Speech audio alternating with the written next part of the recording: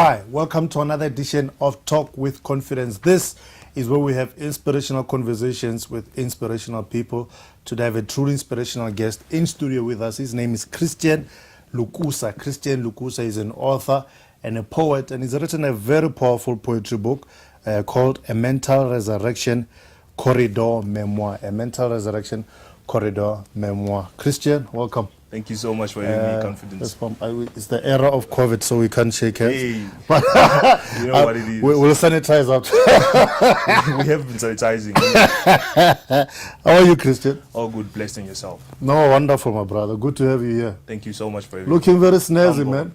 Had to, first impression last. Yeah, I was when you told me that you're a poet, I was expecting a daishiki. You know daishiki? Not that type of poet. Nah, not that type of poet. I was expecting a daishiki. Remember, there's low. There's low underneath there. So oh, okay.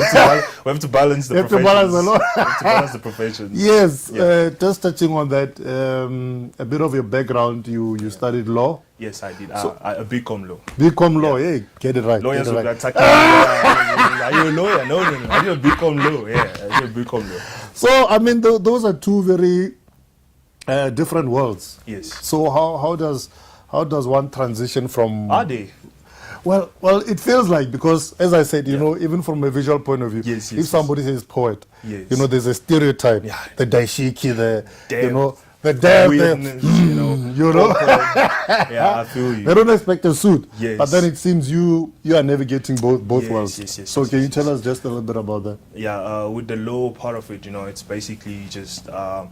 I think how they two marry each other is with the writing. There's a lot of theory, there's a lot of opinions, and that's how the writing marries the law thing.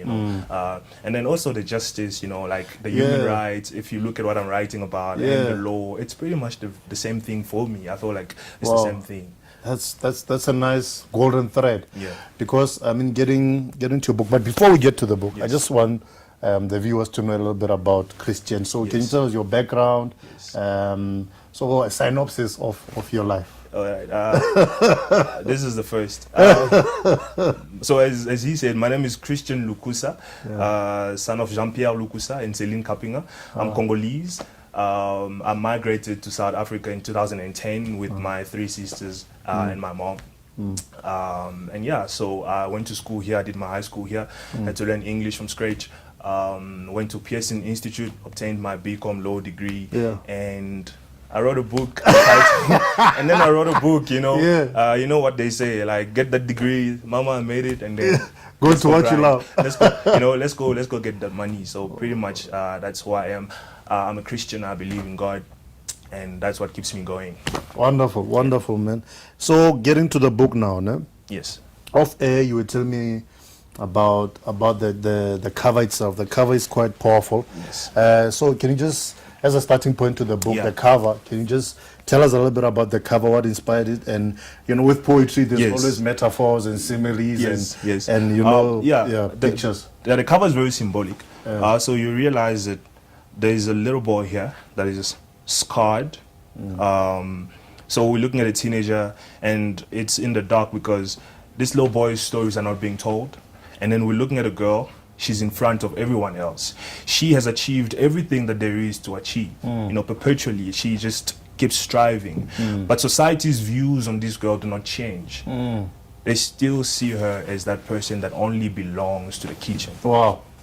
So she's accomplished everything, or most of what there is to be accomplished. Yes. But because she's a girl, the stigma still remains. You belong to the kitchen. The glass ceiling. There's a glass ceiling, and unfortunately for her, she's achieved everything, even better. But still, and this then brings me to my point, which is that happiness is really not about how people view you. It's about yourself. But then this girl right now is in front, and nothing. We'll still see her as just the kitchen girl. And then there's a man that's crying in the background, and this addresses traditional masculinity. Yes. How often are you told that men crying is unusual. Yeah. Boys don't cry. Boys don't cry. It should be boys don't abuse girls. Boys don't do this, but instead, no, boys don't cry. You know, you're not allowed to express your emotion. You must bottle things out. You're not allowed to be human. Basically, that's what you're saying. Wow. And God created me to be human. So now you're even interfering with why I was born. You know, like you have to be human. No, you're not allowed to. And this is society. This is all society feeding us nonsense, if I'm allowed to say. No. So that's that. And then you see countries here, Afrophobia, speaking against xenophobia as well. Don't say my country, my flag is in there, I'm not buying the book. I close my eyes and then they just selected the countries like that. So the countries, there's South Africa, there's this Congo, of course, and a few other African countries, Kenya and stuff. And these countries just show you that, listen, at the end of the day, Africa is more stronger as a united continent. You know, we should be united. We should love one another. We should strive. We are the best continent in the world, and it's only going to manifest if we work together as brothers and sisters. You know, you said something of air. You said, it's Africa. Well, you're using one country, but I believe it's true for the continent. Yes, Africa is the richest. Yes, but at the same time, the poorest. The paradox. Can you just talk a little bit about that? In terms of minerals, if you look at African countries, for instance, you realize that every African country has something specific. You know, be it coffee, be it gold in Congo and stuff like that, oil in Nigeria. You realize that every African country has a specific natural resource. You know, that we're naturally rich. We're naturally rich. Man. And that's the riches that the world is going crazy over. You know, and they now feeding us these lies. You know, teaspoons after teaspoons of lies. You know, to try and change the perception or the real truth behind this vibrant and amazing and beautiful continent. So yeah, that's pretty much what I was trying to get across. So going into the content now. I read the book. I didn't read the whole book. Yes. But I've read quite a bit of it, and I'm still going to read some more of it. And the topics that you touch on are very deep topics. They're not light, shallow, frivolous topics. Yes. You talk about abuse, molestation. You know, abuse of students by teachers, xenophobia. Can you just tell us a little bit about those topics and what inspired them? So as it says, I think in the dedication, right, this book is for every girl that does not feel safe walking around the streets, every boy that has been told that crying is unmanly, every child that has been abused or molested, everyone that has suffered from depression and things like that. You know, it's a book for victims and giving them a voice. Giving them a voice. And I don't like saying giving them a voice because that's now being mistaken with some people would rather talk. So it's busy. It's not really giving them a voice. It's just like shining the light on their stories. Because they're in the dark. They're in the dark. And that's the point. Like it's really, I looked at what is not being spoken about. What is no one talking about? And what no one is talking about is what we're going through every day as human beings, you know. Let's eradicate poverty. No, let's fix our brokenness, you know, because mental resurrection, something is dead within us. And you cannot eradicate poverty. You cannot achieve these amazing goals as a country, as a nation, as a continent, or as the universe without first fixing ourselves. You know, begins with truly fixing ourselves and not covering. And I think that's the stories behind are not just stories to I don't know, you know, to these are poems that are meant to speak to victors and victims in the same voice. Different message, different reactions.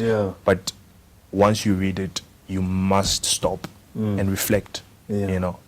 And I mean, in terms of the depth of the pieces, because I was reading them and there's a heaviness to them. And off air you were talking about a school that you went to. Where, you know, it really, because you're not talking a lot of your own experiences. I thought you were going to ask me for the names. No. I'm going to be most wanted already. No. But you're not talking of your own experiences. But these are things that as you wrote, you encountered them. Yes. And Yes. you've been getting some feedback as well. Yes. Can you just tell us a little bit Yes, about it? one thing about my writing, I realized at a very young age that one thing I'm good at is getting into someone's shoes and not judge them, just by them telling me what they went through, and then getting into that and then being motivated and writing about it. That's how most of the stories in this book have come to be. If you look at the school that you mentioned, I went to a school. I went to quite a few schools because you know, as I said, You were performing there. yes, and it's in our schools that you find that that's where it starts. You know, that's why you blame a man. You put someone in jail when they're 40. It's too late. It's a wasted life and hurt people around them. You know, we need to tackle the problem from The root level. from the root level, right? Which is in school and all these places. So I did a poem, a piece that I'd written, and a few students were gravitating towards it and came to me and told me that they experienced this, this abuse, they experienced this, and they experienced this. And then I realized that this is not a book, it's a movement. Yeah. You know, and it has to be out there. Yeah. It has to be out there. You know, Yeah. if you don't relate, this is the beauty of art, right? If you don't relate to it, you're not shaken. And like, this is rubbish. Someone else relates to it, it changes their life. And some of the feedback that you've been getting. Yes, the feedback that I've been getting. That's why I told you earlier, I was like, it's not necessarily like blowing up, you know, like, okay, I've just made, but I believe it will because it's impactful. What I'm getting is someone telling me that, no, listen, I was thinking this way, I was thinking in a suicide, or I was about to commit suicide. yeah, and now I want to leave, and Wow, now man. I want to, you know, I feel heard, I feel not just heard but empowered, Yeah. you know, inspiring. Yeah. Someone told me that finally someone understands that depression is a sickness, you know. Yeah, so real depression, when you look at someone that is depressed, you know, it's like you're suffering from something, and then someone comes and belittles it to you know, you have all cancer and someone feels something little and then refers to it as cancer. You know, you're undermining someone's pain. Yeah. And that's what this person told me. Like, Wow. depression is true, it's real, you know. It's a mental illness. It's a mental illness. And you know, I read some Facebook posts and Yeah. they were talking about depression and black families, especially parents. And they were talking about it in how it's viewed, especially in the black community. They say, but the fridge is full of food. How can you be depressed? You know, like I bought you new clothes last week. How can you be depressed? So depression is not something that's understood. And even if you look at the suicide rates, they're spiking because of such issues in society. So you've tackled quite a bit of that as well in the book. I have. I'm not harsh. I'm just very realistic in my approach, right? And that was based on what I had experienced and what I'd come across at the time. And then the reader I was referring to just now is someone who actually experienced it, loved the book. Even places where I felt, okay, was I a little bit harsh there? Because now I wasn't necessarily. And then she said, no, actually loved. The feedback was amazing. So I was really encouraged with that. And but depression, listen, depression, it's a real thing. You know, it's a real thing, and people should get help. You're depressed, get help. There's no reason to feel ashamed, or especially in our African families, cultures, where like depression. Black people don't get Black people don't get depressed, you know. So yeah, it is what it is, unfortunately. And then there's another hot button topic, xenophobia. You being a Congolese national. What are some of the experiences you've had? There's an incident that you spoke about, and you've also written quite a bit about xenophobia. A letter to xenophobic South Africans. I think that's what I wrote there. So having lived here for 10 years, right, xenophobia has always been, something on TV until the recent one where I had a few people I knew, you know, dying and stuff like that. And I told you when I was going to school and saw people being burned and stuff like that. Then I'm like, whoa. You know, and unfortunately, as human beings, we only get up or realize or act when, you know, it's on our doorsteps. You know, as long as it's on TV and you're watching it, far away. You know, you're going to sympathize from afar, like ish, you know. But when it comes here, then now you take action, and it's too late. You know, so xenophobia for me, it's unacceptable. It can't be excused. But I don't believe South Africans as such are xenophobic. The ones that are xenophobic are not xenophobic, they're ignorant.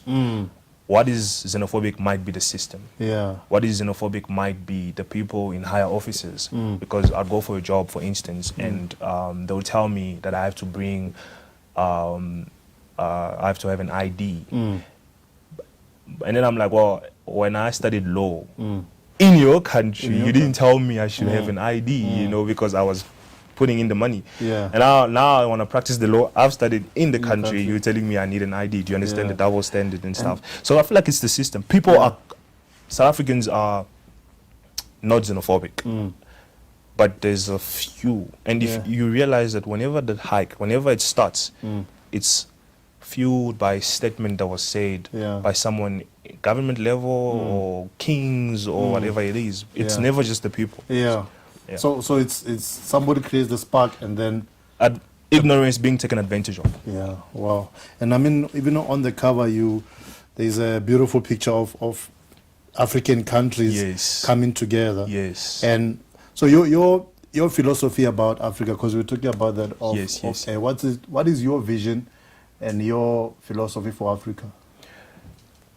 Africa, you know, your question is extremely broad. Like as soon as you asked, but Africa is rich. You know, we are not just the minerals. You know, we've been told so often, we are tricked into conversations where we minimize ourselves and say, yeah, it's the minerals, but the people are stupid. No, we're not stupid. Yeah, the people are insightful. They're blessed. They're beautiful. You know, from the outside to the inside. You know, vibrant stories, music. It's just naturally, it's like God was just showing off when it comes to Africa, you know, human resources and the humans themselves, you know. It's so the wealth is not just in the ground. No. It's in the people themselves. It's in the people. Look at the sun. Look at listen, they wouldn't want to eradicate something. And someone would hear this and feel somehow. And I'm like, but I'm celebrating my people, my color, my continent. Why is it hurting you so much when you do the same?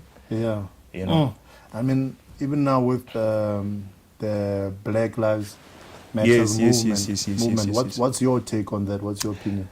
The Black Lives Matter, right? And then, you know, I actually posted something very recently, I think in February or March, that was saying that people that say to Black Lives Matter, people that say all lives matter,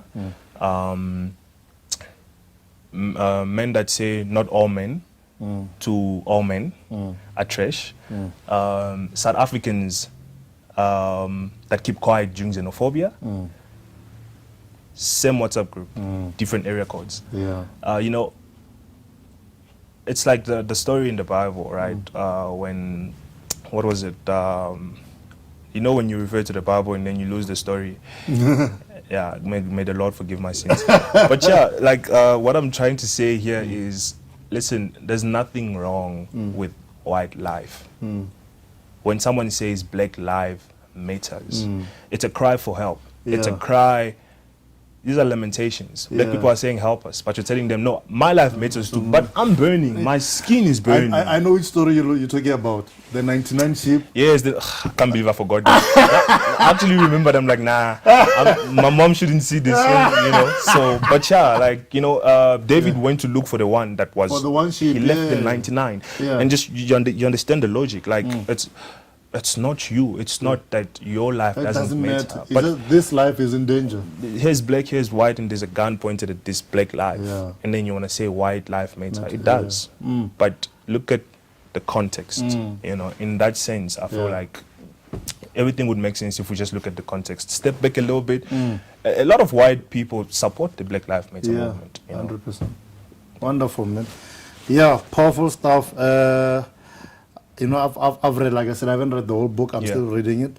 But what I've gained so far, quite powerful. Thank you so much. Awesome, my brother. And I believe it's going to touch a lot of lives. It's going to help a lot of people. And I'm looking forward to seeing you. I see you like as a Pan-Africanist voice that's going to change many lives. Hey, prophesy. Prophesy. I'm not gonna get into that job. I'm not saying that. No way. No, but Too Christian, easy. Too easy. Christian, Yeah. thank you so much, my brother. Thank you so much for having me. Yeah, awesome. And if people want to get hold of the book, If people want to get hold of the book, you can get this book on Amazon, Kindle, and Smashwords. This is basically for people who are not in South Africa. If you're in South Africa, you can get it from Take a Lot. The price is $250 on Take a Lot. And then if you're in Joburg, you can get it from me. Just place an order. Follow me on Instagram at Christian_Luk. And pretty much you'll see everything about the book. And yeah, I'm delivering also. And at my campus, Pearson Institute, the libraries, they're also selling the book there. So if you go there, you would find the book. So yeah, in the meantime, we're just trying to get as many stores as possible, but you know, COVID slowed down everything. Yeah. I've been to a few schools that I'm going to and just trying to get the book in, but the virus kind of stopped us a little bit. But you know, we keep going. Yeah, keep on keeping on. Keep on keeping on. I told you before we started the interview that whenever I have poets on the show, I don't allow them to leave. And then I told you I'm a writer. Yeah. I'm not a poet. I told you I'm a writer, I'm not a poet. So poets always recite a poem here. He's a poet and an author. He's writing more books, not just poetry. Yeah. But he's gonna recite something for us. The This- stage is yours, sir. This was actually the first thing I wrote in this book. Okay. Tales of the broken boys and wounded girls behind the uniform. Tales of the broken boys and wounded girls behind the uniform. And boom, that's how the whole book came about. Wow. Broken boys, wounded girls. Yeah. Why are the girls wounded? Because of the broken boys. Yeah. You know. So I'm not blaming. Saying men are trash is true, but it's not enough. It's not substantial enough to solve the problem. You know. Yeah. These men are broken. Whose fault is it? Not the girls. But what has wounded the girls? You know, if you touch something that is broken, you're wounded. You get what I'm saying? I get it. But for this boy to be broken as well. Yeah. So there's so much underneath, and this is the book. This is a mental resurrection, and this story is all poem, all short piece. However you would prefer, is entitled "Tales of the Broken Boys and Wounded Girls Behind the Uniform." I come from a house that has risen from the ruins of genocide and femicide. To live or die is not for me to decide. I only weigh my tie as a lazy attempt to commit suicide. I come from the home of a slave master, where physical abuse is common practice. I come from a home where mother is a punching bag and father a promising boxer. I am the personification of a bullet wound. Sometimes I want to switch places with a beer bottle, so I know how it feels like to be held dear by father. I come from a home of a slave master. My school uniform is an accomplice that helps cover and bury all the crimes society committed on my body. I put on my blazer and the bruises on my arm disappear. The blemish on my back is buried. I look like pride and prestige. I am proof that the broken bottle, I am proof that the broken piece can look like a masterpiece. The tales of the broken boys and wounded girls behind the uniform.